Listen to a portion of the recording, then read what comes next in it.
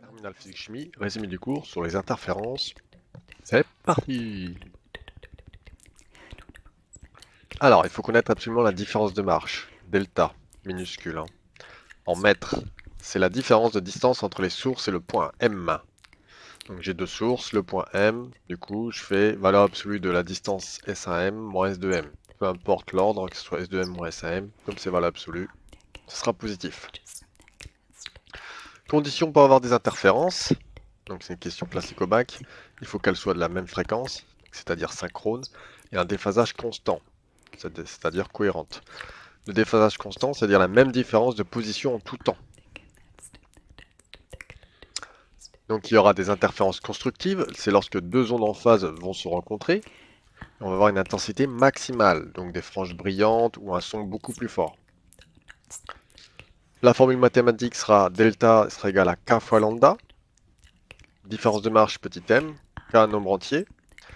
Lambda, longueur d'onde en mètres. Il y aura aussi des interférences destructives. Deux ondes en opposition de phase. Quand elles vont se rencontrer, il ne va rien se passer, il y aura plus de signal. Donc, soit on verra une frange sombre par exemple, ou plus de son si c'est des ondes sonores. On aura delta qui sera égal à lambda facteur de k plus 1,5. Si on développe, on aura k lambda plus 1,5 de lambda. Autre possibilité de formule, c'est 2k plus 1, le tout divisé par 2, fois lambda. Il faut connaître le système des fentes Young, c'est-à-dire un système à bifentes. Donc un laser éclaire deux fentes. Donc comme ça, on est sûr d'avoir une seule source qui éclaire deux sources, séparées d'une distance b.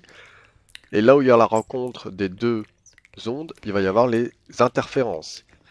Donc les interférences, succession de franges brillantes et de franges sombres, que j'ai refait ici.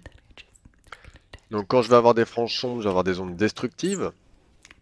Et quand je vais avoir des franges claires, je vais avoir des ondes constructives. Et la distance qui sépare deux franges, c'est l'interfrange. Que ce soit deux franges sombres ou deux franges claires, c'est la même valeur dans un même système.